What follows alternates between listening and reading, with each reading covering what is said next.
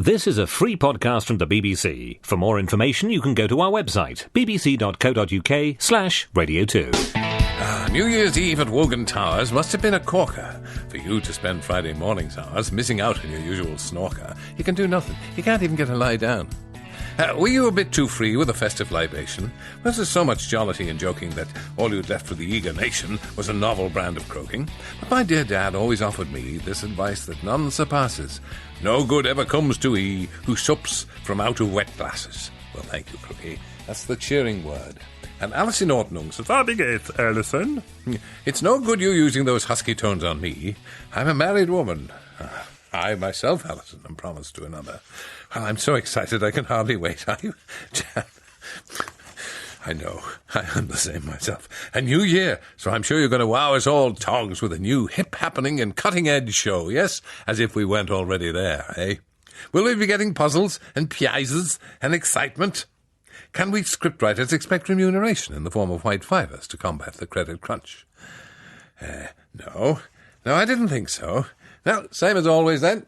And I do hope someone in authority awards that nice Alex Lester a long service medal after his heroic effort on Friday when you threw a sickie. Over and above the call of duty, a 5.5-hour stint. No, it may have been. No wish to detract from Alex's manly efforts. He did 7:30 to 9:30. Pete Mitchell did 4 to 7:30. Credit where it's due, eh? It must have been the sore throat that you had last week, which made you sound a bit different on Friday, but I must say you were at your very best. Seriously, though, I think you gave poor old Alex Lester a problem. He'd never had to go home in the daylight before. Dear Alex, good for him. Thank you, Frank. Stephen, it's a foul and contemptible calumny. And I didn't have a sore throat at all. I was trying to protect me chest. The common touch. That's the ticket. Oh, it's the lads on the 6th. Oh, the old 6th floor of the deserted donut, which, in fact, will live up to its name very shortly because it's going to be given over to housing. And there you are, much to the amazement of all, back at the coalface last week, working the seam. And then it was announced in the media on Friday that it would be Stay-at-Home Britain Day. Well, you certainly didn't need a second invitation, did you? Under the duvet quicker than a flash. Everybody up here on 6 is very impressed. Still a trick or two left in the old dog. What? Carry on. The lads on the 6th floor. Thank you for reading out my letter on Friday's show. This is from Tara Misu. I wanted to say that, to be honest, you didn't sound quite like your normal self, so I hope that at the time you read this, you're back more or less on top form. Oi, mute boy. So we lost our voice, did it? Have we located it yet? This is Len Horridge, and I'd expect no more from him. What a lame excuse. After all, Harpo Marx had a long and successful showbiz career, without ever once saying a word. Yeah, but he could play the harp. Just a quick message, Jill, and a welcome one, to say how much I enjoyed your Christmas Day show, and how much I appreciated you giving up your special day to entertain us well, Jill. 'Twan't nothing, really. I've just listened to the podcast of the show last week. Time-lapse, you know, this side of the world. Where are you then? Oh, I see. Kiwi Lass in Invercargill, New Zealand. I heard your adaptation of A Christmas Carol. It wasn't my adaptation. We sort of made it up. Just the Wogan players. Terrible things done in my name. Never mind the ghosts of Christmas past, present, or whatever. Where on earth did you dig up Neddy Seagoon? I swear that towards the end he put in an appearance. Neddy. Needle noddle noo, Neddy. I do hope that you've managed to escape from the armchair where the grandchildren lashed you before setting fire to your slippers. That Aled Allison was very eager to please. He doesn't seem to have grasped the fact that TOGs are not used to cheery expertise. I know. God knows I tell these fellas often enough. Immaculate timing, youthful enthusiasm. We like a healthy diet of scepticism, insults, smut and nonsense, and a sprinkling of reassuring incompetence that makes us all feel we could be doing a lot worse. That's the secret. And we were talking earlier, those people that I allow to come in here and occasionally say the odd word, about Richard Hamster and his new show on BBC. He looks like he's been electrocuted. But it does bear more than a passing resemblance to Jeux sans frontières. And we're wondering why that was ever given the elbow, and particularly how much we missed the great Stuart Hall. Well, as Darrell Lane points out, Stuart Hall can be heard every match day on the radio giving his football report, where he recites in the style of Laurence Olivier. He'll quote Shakespeare and Wilde in his report. He's a great man. Stuart Hall. Yes, a great loss, too. Well, the newspapers and magazines have been, since New Year's Day, giving us pages and pages of new diets, detox regimes and exercise plans. Yeah, honestly. Settle down, lads, could you? And now this morning, after trying every cleansing programme, we TOGs are being told none of them really work. So, back to eating, drinking and making merry. That's the way. The expert on your programme has just said that we only need to have a glass of water and a good night's sleep. That's the answer to the old detoxing. Well, it's plain that this particular expert knows nothing.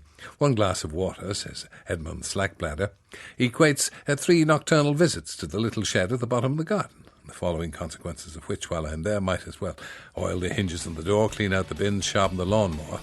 Still, it doesn't work. Water and sleep do not work.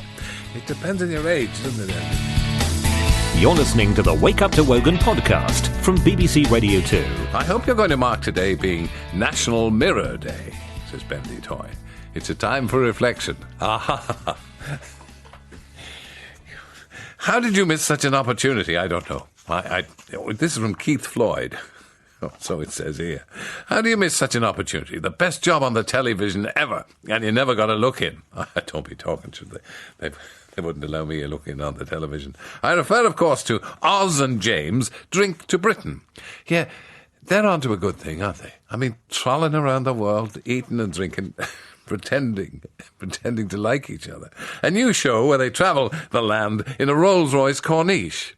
Which, the BBC's no money. We're cutting back, sampling drinks of every description, and all in the name of research. Yes. Why not get yourself over to the other side on the South Bank and pitch your own version? Terry and Barrowlands drink too much. Now that's a title, yeah? You could have me on every week, says Keith Floyd, in a cameo role. I do a bit where I crack on that I'm cooking something, but we really know the score. I think it has legs. Or indeed it might well end up footless. I feel compelled to write your show after my daughter thought she'd seen your old mug on TV on Saturday night. I think that's highly unlikely. We were all sat around watching, you were all seated, were you? Or sitting? Watching Your Country Needs You. Lord Lloyd Webber, the Lord, was interviewing President Putin about the reasons for the Eastern Bloc snub of our fabulous talent in Eurovision. And the implication, I thought, was that it was my fault. I didn't take it seriously enough. When my 6-year-old daughter piped up, "Look, Mummy, it's Terry Wogan." And now you come to mention it, I sort of see the resemblance. What? Between me and the Lord? Or is it Putin? Yes, there's more than a passing resemblance. I'm avoiding the pub at the moment, says Saunders of Bungay. A good idea. Would that be your New Year resolution, Saunders? No, I lost heavily in the EastEnders Christmas Day sweepstake. Gambling highlight of the year in our house. I failed to predict how many times Peggy would say, "I just want a nice family Christmas." Sorry, Christmas. And who'd be sobbing on the bench of tears as the carols rang out. Even more baffling was me losing my shirt on Nick Cotton's first words and returning to the square. I had 50p on "Hello, Ma." Badly beaten by "Merry Christmas, Ma." I never saw that coming. My son insists he used to work with a bloke called Nick Cotton, and he'd never give his email address over the phone because it was Nick.Cotton. Personally, says Saunders, I think he was having a giraffe. Yeah. The natural order of the world has been restored. I felt that myself as I watched yestereen. I never thought I'd say it, but Masterchef is really quite sane. Yes, it is, compared to the other offerings that we're getting on television, like Total Wipeout and the other slightly off-the-wall weekend offerings. It's so reassuring to see Tyrone and Wallace forking the food into their mouths with such gusto, and to see the contestants lined up in height order. It's how life is supposed to be, says Tansy. It's what we're used to. I feel positively at one with the world. Bring on the shouting. Let's hear it for the great plates of food. Yes, they're two good guys, that Tyrone and Wallace, you know. They helped us out tremendously with children in need. And Franny Haddock says, would you ask Barrowlands to use the rubber mics this morning if you could deliver the dribble sotto voce? The ears are feeling rather tender as I watch John and Greg bellowing through the return of Masterchef. It's part of the charm, shouting into each other's faces. I don't know if you tuned in, but I'm beginning to wonder about the intentions. For last night, a rather easy-on-the-eye filly was put through to Thursday's quarter-final. And so, well, actually, she deserved it, Franny. What's the matter with you? What about the Irish fella? How did he get in? Extraordinary. Murdered a pork chop. Attention all retired people, says Alice Clark. Abigate, Alice. Guten Morgen. Please note that the most annoying thing you can say to the not yet retired is, "Oh, I'm so busy these days, I don't know how I ever found the time to go to work." Yeah, mind how you go. And talking of things on TV which shouldn't be seen, says Katie Mallet. Did you catch Paul Merton going on about Morecambe and Wise and interviewing Andre Previn? No, I didn't. It was highly recommended, that programme. Now, that was disturbing. It's devastating to find that someone young and lively can turn into a mixture of Obi-Wan Kenobi and Jabba the Hutt within one's own lifetime. I'm sorry I missed it now. On the other hand, Angela Rippon hardly altered at all. She got the portrait in the attic, of course. And Jean Cooper of Bletchley, Milton Keynes. What a tremendous economist he was. I've taken advice to wrap up warm. And now I've got so many layers on, I can't bend my arms. You can't have it both ways, Jean. You're either going to be nice and warm and looking like an Inuit, or you look like an Egypt. So, you've never tasted a turnip until you were 16. No, we were too poor. Eat the dirt, really. And this is roast potato.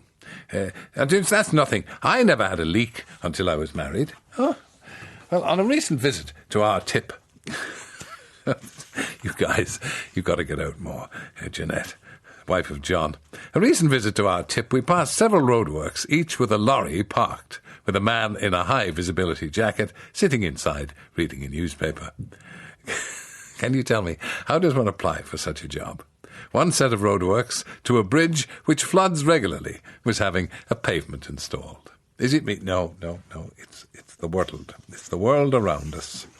I have a very confused 13-month-old granddaughter. Dora Jai, you should never have had your picture taken with me.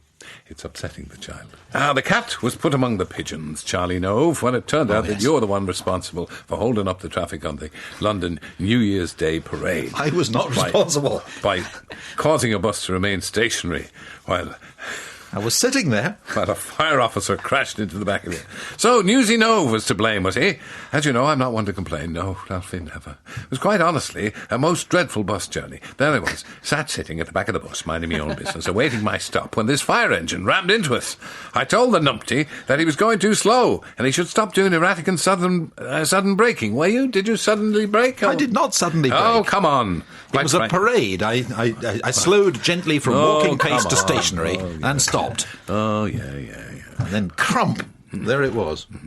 Quite frankly, he deserved that, but I do think it was a bit much, considering I had terrible whiplash as a result. You're going to be sued now. Oh, no. Had you people in the bus with you, or were you on your Todd? There were a few people, yes. My conductor was strategically positioned towards the rear. Thankfully not right at the back, otherwise he'd have been rammed. Can we get you one of the TOGs stickers, in the back of the bus? I stop for no particular reason. Look, I've got a few photos. Ewan says, I've got a few photos and a little bit of a movie clip of that naughty fire engine hitting your pal's old bus. If it would help but speed up the insurance claim a bit, let me know. Oh, yeah. I'll send it along as an email attachment. I've never seen a fire engine run for a bus before. Shame it didn't quite make it onto the platform. It got your conductor, wouldn't it? It had a darn good try, I tell you. So, what tips have you, Lynn and Charles, got for TOGs on this chilly morn? Hey, wrap up warm, I think, is the answer, because it's bitterly cold out there. Bitter. Nearly cold enough for a pom-pom hat and a walking stick, as Ray Moore used to say years ago. That's right. It didn't half suit him. Yeah, I favour a bunkie. A what? Sorry? Do we have time? A monkey? No, a bunkie. I play golf in a bunkie sometimes. Not a monkey, it's a bunkie. What's a bunkie? It's not one of those silly hats, You don't is it? just sit in the bunker, do you? Wogan of Arabia, they call me. I flicked Radio 2 on my new digital radio. Do you find it an improvement, or as in many people's case, find out there's no improvement whatsoever? Hey, yesterday, and there you were with your wonderful, mellow, mellifluous voice greeting us Tigs and Talks. I thought you'd lost your voice. Look, I could give that Alex Lester such a slap. Honestly. I've never lost my voice. Well, when I say I never, in the Quandam days, of course I lost it frequently, and people were very grateful, but I haven't lost it recently, all right? Sorry. On the Wake Up to Wogan homepage, says Maple Syrup, there's a picture of a fresh-faced fellow, one who's clearly never touched a drop of the hard stuff, overindulged in the comestibles, or taken delight in any smut at all. A cleaner, more youthful image would be hard to imagine. Shouldn't they have had a picture of you on there? Mabel, that's me. It's a picture of a much younger man, but it's me, and Jans, I think. I'm sure that the new Doctor Who will be delighted to have the TARDIS all to himself, says Jan. Yes, we're all excited about the new Doctor Who, of course. The TARDIS, or more usually known as the Queen Vic, in Albert Square, has latterly been home to Peggy and Archie, Phil, Susie and Ben, Roxy, Sean and baby Amy, Ronnie, Jay and Billy. Well, last night, Janine, oh, she's a nasty piece of work, arrived, presumably to add some spice, now that Sean has gone. Thank God, there'll be lots more family gatherings for Peggy. It must be a little crowded in there. Alison Ortnell. Wie geht, Alison, and guten Morgen. Wie geht es Ihnen?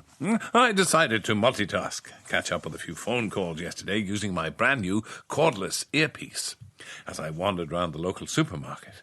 Ending my last call as I passed the deli section for the second time, one of the assistants behind the counter leaned across and whispered, "We're glad you're actually on the phone." "What do you mean?" "Well, when you walked past earlier and we saw you talking away, we thought you'd gone mad." Yeah. I mean, I come in at all hours of the morning, not as early as Sarah, but early enough. But there's still crocodiles on the street, and black as your hat. And there's people wandering around at 6 o'clock in the morning talking on mobile phones. Who are they talking to? "Good morning, Terry Connolly. Good morning to you, Terry. Take a look," says Terry. And it's extraordinary what excites the attention of a TOG. Take a look at the picture of the group of people on the back of a fiver. Is it me? Or is the bloke on the left Doctor Who? Do you think there's an episode in it? I'm worried. Kane Tankerous says, "For my metamorphosis into me old dad seems complete." As many of us have found that, looking in the bathroom mirror and thinking, it's my father looking at me, and I'm still in shock, quite frankly. Only brought home to me last night as I watched Masterchef. A nice plate of food! I love the way they shovel the food in. I think to Rode and Wallace, there's no mimsy kind of tiny little forkfuls, is that they shovel it right in. And on contestant on there was a young chap who displayed a lot of culinary skill. Yes, I thought he was a little unfortunate to lose out. For one so tender, smoking fish and whipping up sauces that old Bloomineck would have been proud of. But that's not what caught my eye, says Kane Tankerous. During the show, I was aware of somebody shouting at the TV, "Why don't you get your hair cut?" every time the stripling came on. The lad had, to my mind, a bit of a hairdo, which must have made it well-nigh impossible to see anything from behind, or indeed in front. But imagine my surprise to find that irascible shouter was none other than me. There's somebody oh, it's me. I'd taken against the lad's bonnet, letting it colour my judgment of him in much the same way as my father's had been coloured regarding Sir Michael Jagger and Sir Paul McCartney. Is there any cure for this condition, says Kane, or must I now steel myself to a future locked in the body of Victor Meldrew? It can only a matter of days before I start dismissing all modern music. Oh, boom, boom, boom. Well, blow me down with a blowtorch, sublimely windy says. Masterchef is back, gracing our screens with as much fun and frolic as ever. And as I say, I love the way the lads shovel it in. They've met with some attitude there. I laughed heartily when they asked one contestant last night if anyone had ever criticised her cooking, and she replied someone had. Well, then they died a happy death. Well, my granddaughter, Olivia Marmalade, is aged 2.5 and lives in Suffolk. There you are, this is an old fan from Teignmouth. She's a great fan of yours due to listening to your storytelling after In the Night Garden. That's my favourite programme, In the Night Garden. It's probably the best thing on television. She's very disappointed if someone else is reading the story. When Santa Claus visited her nursery, she asked him, "Where's Terry Wogan?" Santa didn't even Santa didn't come up to the mark. Oh, dear. Well, I hope it's not going to change me. Greetings to you all from a cold and snowy Saskatchewan in Canada. Well, now, when they say bitterly cold over there, you know what they're talking about. When the Met Office or the people who do the weather on BBC television say it, it's usually about -3 degrees. Bitterly cold. It's been nearly 9 months since I heard your voice. Oh, Gillian Wilson. And apparently it's your fault. Yes, it is becoming increasingly apparent that it's been my fault. Yeah, Eurovision. You cost Cliff Richard his triumph in 1964 with your supposed wit. Yeah, I didn't even do the commentary that year. Taking a mick all the time. You ought to be ashamed of yourself. Yeah, it's your fault we haven't got rid of the pound in favour of the euro either. And anyway, with my cunning plan, in fact, we now have a jovial Irishman presenting the old Eurovision show, we might stand a chance. First, we take out Poland, and then on to Austria, and on to France. We'll show them. On the subject of the weather forecasters, yes, bitterly cold, as you were. Indeed, the good bishop was saying that he'd just come back from Poland, and if you want to know what cold is, that's where you should go. Have you noticed how they emphasise that current temperatures are below the average for the time of the year, as though this is an extraordinary event? In a few days' time, they'll be saying the next batch of slightly less cold days are above average for the time of the year. Don't they understand what an average actually is? Says Brian Nylon. The average height of Clarkson and Hammond is about 5'11", but neither of them are anywhere near that. I tell you what, my listeners, they're tuned in, turned on, and drop out. I was driving down the M1 yesterday to visit my son, who's at Coventry University. What's he reading, then, Dermot? Well, I had to make use of the conveniences, Donington Park. Other conveniences are available, but for a man of my advanced years, not quite as convenient. So, as I entered the gents, I saw a big yellow cone announcing the toilet floor was wet, written in both English and Spanish, and the words written in Spanish were piso mojado.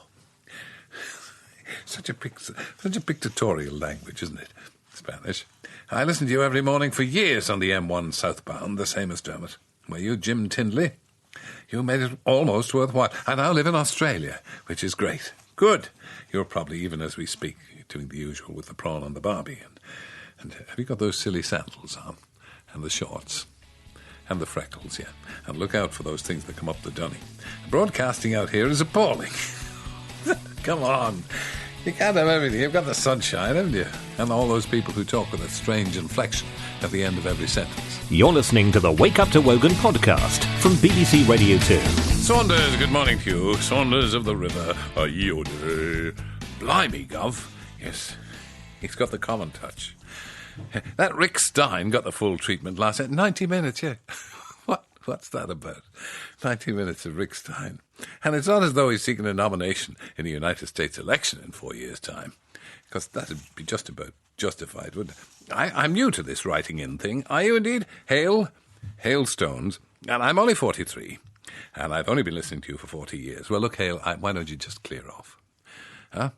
I feel compelled to discuss Rick Stein's new dental work with you. You see, Rick, you shouldn't do the television. I mean, nobody should do television because people are past remarkable. And it's not like being in a movie when you're at a distance. When you're on television, people are looking right up your nose and at your dental work. I watched the lengthy programme this evening. That dog. I was near that dog. And found we were drawn to the ever-changing colour and arrangement of his teeth. Look, leave the man alone, will you? You know, it's not his fault they gave him 90 minutes of a programme. Good to see humour in the Daily Mail. One article on Monday says, Evan Supov. They says one article was by Cheryl Cole, My Battle with the Bulge. For heaven's sake. Although it seemed too good to be true. This is from Judith Chalmers. Oh, well, lots of people write to me under an assumed name. Anyway, although it seemed too good to be true, nevertheless, I responded to an email that offered me the time of my life, Niagara, for 20 quid. I sent off me hard-earned and waited for the tickets to arrive. Imagine my disappointment when all I got were 2 little blue tablets instead. What am I supposed to do with them, for goodness sake? I have no idea. It doesn't sound too good to me. Anyway, the chap with the tin tray. Yes, we were talking about that. Wonderful, wonderful comedy moments. Leeds, that's where they used to do it, the good old days. And they used to march around the stage. to a marching song, banging his head with a tin tray. Yeah, born before his time, says Clodagh Rubbish. He'd fit right in with Big Brother. And yeah, this puts me in mind of the late Hilda Baker. Oh, I loved Hilda Baker. Oh, God's green hair. Only yesterday I set up a DVD of Nearest and Dearest I bought for Reenie, the mother, for Christmas, and witnessed her immortal line when her latest beau, one Vernon Smallpiece, telephoned to ask for a date. Oh, hello, Vermin, she says. Oh, I'll have to think about it. Yes. I recently visited the wonderful At Bristol complex with Mrs. Cracker and the children. Well, Vaughan, a young lady gave a talk on colours and asked the all-important question, what colour is the universe? I offered the answer beige, which couldn't be heard above the hubbub of children's voices. Imagine my amazement when it turned out to be the correct answer. If you combine all the colours in the universe together, the result is beige. Well done, God. Turned out to be a TOG in the end. I've considered myself a TIG for the past 15 years or so, listening to your programme, I suppose you could call it. I wondered when the metamorphosis from TIG to TOG would happen. Oh, it's a subtle process. You never notice it. One day you're in the land of youth, and the next you're in the land of nod. And would the transition be painful? And would it be sudden, gradual, a gentle? I'd hoped it would happen with subtlety and grace, slipping easily from the young geezer to the older. No, it happened last night in my yoga class. Ah, yoga. We ought to do a live yoga session on this programme every morning. What do you think? After a rigorous succession of strenuous poses, dog down, warrior posture, shoulder stand, salute to the sun, we all lay down for a relaxation. Deep relaxation. The next thing I heard, a rather loud grunt. Rather like a snore. The kind my dad used to make when he fell asleep in front of the television. So, who's that coming from, I thought. It turned out to be me. I'm a TOG. It came with public humiliation. Is there no turning back? No. You're past the point of no return, Annette Curtin. To get to the village in Staffordshire where I live, I have to drive up a very steep hill. The hill has been gritted on Monday night because of the big freeze. However, the vehicle I followed up the hill on Tuesday morning was a working road sweeper lorry. Yes, we've had a couple of examples of that, of the gritters coming out and doing their good work, and the next thing, the old road sweeper coming along and clearing up the debris, and the place turning back to an ice rink. I'll be glad when National Coffee Day is over, says Ralphie. I've had 23 different varieties and I'm bounding off the walls. I'll never sleep tonight. When is National Tio Pepe Day going to come? I don't know, Ralphie. We'll have to ask the Portuguese. And it's National Toffee Day anyway, and it's not National Totty Day either. I was sitting with my barber yesterday. You were sitting, good, Paul of Penarth. He spent more time cutting me eyebrows than me hair. Is that a sign of being a TOG? No, it's when he starts cutting the hair in your ears that you have to worry. I heard on the way to work mentioning Hilda Baker. The great Hilda Baker. God's green hair, which always makes me shout aloud, have you been, Walter? Oh, gee, great. I was still trying to work out or remember the name of that wonderful comedian, small comedian, who his act was banging his head with a tea tray while singing Mule Train. I wonder if you'd a copy of Hilda Baker and Arthur Mullard singing You're the One That I Want from Greece. Oh, we'd have to dig that one out. We'll have to have a morning where we bring out the dead again. Things like there's a lighthouse across the bay with cheerful lassies at the door stargazing. Many apologies. It appears we've restarted a row over Rowies in the Aberdeen Evening Express in Scotland. You better lie low for a while, Paul Gargriffin. Been working under an assumed name in Aberdeen. Nice to know that we can still stir 'em up. Most of your mail appears to be the national obsession with the weather. I'm so glad that the old Victorian water mains being replaced in London, and indeed disrupting traffic for the last 2 years, with shiny new 21st century plastic ones. Yes, and as I've noticed at all hours of the morning driving through on a chill morning by London standards, which is usually about +4, the effect has been immediate and almost totally devastating. The new mains burst at the slightest sign of cold weather. unlike their useless predecessors. Well, you might be a little bit hard on the new Authormains. Give them a chance.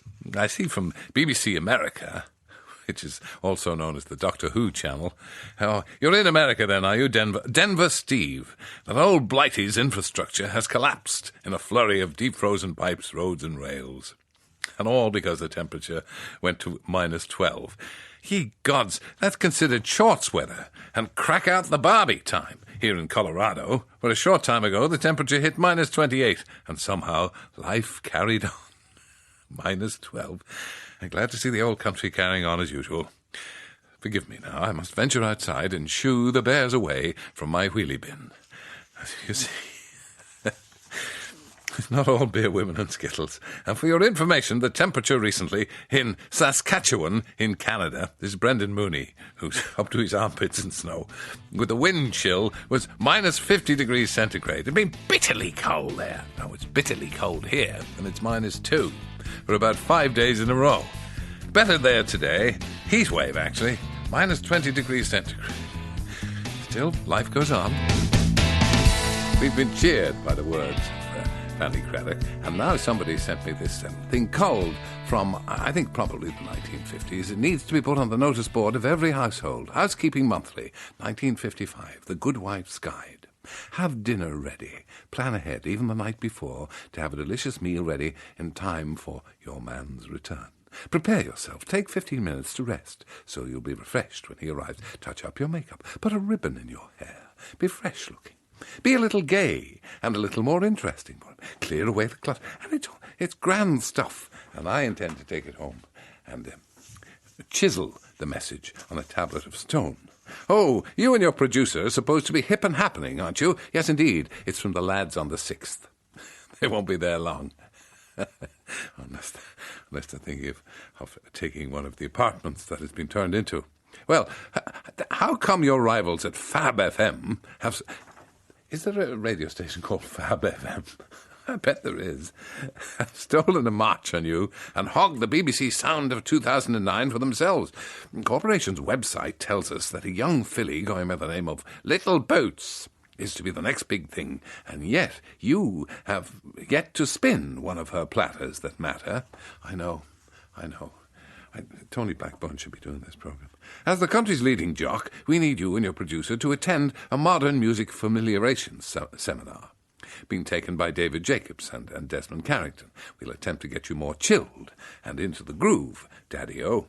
Carry on. P.S. Like Far Out Man, look at all those groovy colours in the sky. We were having the quotations of the great Fanny Craddock, and somebody else, Otto B. Workin of Bristol, has sent me some of George W. Bush's finest. And just before he goes, George says, the vast majority of our imports come from outside the country. The future will be better tomorrow. I have opinions of my own, strong opinions, but I don't always agree with them. That's our George W., all right. I'd recognise him anywhere. As your show is short of spots, but there's no prizes here. There's no competition. There's no reason to listen. I thought the suggestion of a yoga slot. Yes, somebody wrote in yesterday. Could have been anybody. You never know. They work under assumed names here. Hit the mark. I'm sure that a lot of TOGs would be prepared to have a go at wrapping a foot around the back of their necks. If you show how to do it first, listen, don't be only going back over old ground, you know. I fought the flab and lost, along with the rest of you. And we were talking about Hilda Baker yesterday, and we managed to dig out, good old Barrowlands dug out the wonderful record by Hilda Baker, You're the One That I Want, with Arthur Mullard, and it obviously struck a nerve with many of you. And we were saying how funny Hilda Baker was. And my favourite Hilda Baker joke was just when she'd look at her watch and say, "It's 1:15. Oh, I must get a little hand put on this watch. Only 4 shows in, I'm beginning to fear for the safety of Greg on Masterchef." This is from Franny Haddock. Until last night's show, the only danger he'd put himself in was laryngitis, as he roared his way through the... I love the way they shouted at each other at the beginning. I'm roaring at each other. However, the stakes were raised, and indeed raised last night. One contestant who was keen to use 5 ingredients on his plates of food, where one would normally do, hove into view. Greg prodded one effort with his eating irons before declaring himself scared by the sheer amount of grub. "There's too much going on," he hollered before looking a bit frazzled. Now, if you ask me, I'd be surprised if he and John Turode make it to the end of the run before being referred to a good nerve specialist, like Sir Roderick Glossop. I think a nerve tonic. That's what we all need. And how nice to see three amazing... No, the word on Masterchef, whoever writes it, the favourite word is exceptional. Yeah, please tell Wallace and Gromit they're not on a journey, okay? Yeah, please. Please let's not go on any more journeys. We've had enough journeys on X Factor, and we'd probably take a few on Big Brother, but just hold down the journeys. A lady with more hair than humanly possible, she needs toning down. Well, she won. Very good chef. The hair looks a bit like Sideshow Bob. That's the only problem. So don't be so demonstrative, says Tim Gustard. Be more British. Shake hands with your fellow contestants. Say thank you to the judges. Put your coat on and leave. We've been entertained by Masterchef this week, yeah. It's tremendously entertaining. Noticing that when they get down to picking... I've noticed this. Have you? Between the final... I don't want to create any sort of argument or ill feeling between Greg and John. They're two decent fellas, but I wouldn't like to see them falling out. But when they get to pick the final two cooks in the first round, John always gets his choice. Have you noticed that? We think that when it comes to disagreement between John and Greg, says the Mannering family, John says, well, who's the chef and who's the grocer? Right? I get to choose. Did I hear you mention earlier Fanny Craddock? Yes, it's in February. It's her centenary of had the good lady lived. And it's also some 50s advice, which I read out, on how to be a perfect housewife. It chimes, says Kylie Lochalsh of 42 Glen Close, Kirk Douglas. It chimes with an epitaph I saw on an old gravestone. She looked well to the ways of her household, and ate not the bread of idleness. Sadly, says Kylie, this is never going to be my epitaph. Not only have I made up sandwiches from the very bread, I fear I've also partaken too freely of the donuts of levity. I know, and we have a Fanny Craddock joke in there somewhere, but I'm not going to be the one to do it. And you probably heard in the news earlier on, if you were as alert as I was, or half awake, it's official. Research following children from the 50s shows that those ones badly behaved at school were more likely to become psychologically and mentally disturbed adults. Load of rubbish says, well, that explains the TOGs then. And thank you, Richard Brewster. Yes, obviously we caught your imagination with the yoga, being TOGs, the toga session that we had from Annette Curtin. And every morning I pop the TV on, hoping to catch your exercise DVD. When are you going to put us TOGs out? Yes, I suppose if Davina and the rest of them can do it. Now, this Christmas, my 65-year-old husband, there's a letter here from Mrs. Pat Brown of Camping El Pino, Torrox Park in Malaga, España. My 65-year-old husband has discovered karaoke, oh no, at the bar Tabla, Torrox Park. He managed a fairly good rendering of "What do you want to make the eyes at me for?" to a man in the front of the room. This was only after one whiskey, by Spanish measure, of course, and the room cheered him, which has fanned the fever. You see, oh God, showbiz. Yes, he's been discovered. Every time he hears a song on the radio, he says, "I can do that. Where's the hairbrush?" By the way, he does a good air guitar too. If he continues to practice through the year, he could put out the next Christmas #1. Help out with our dwindling pensions here in Spain. Does the Lord still need singers for the Eurovision? Oh, I don't know. Wake up to Wogan! This was a podcast from BBC Radio 2. Get more information now at bbc.co.uk/Radio 2 and wake up to Wogan every weekday morning from 7:30. Online, on digital and on 88 to 91 FM.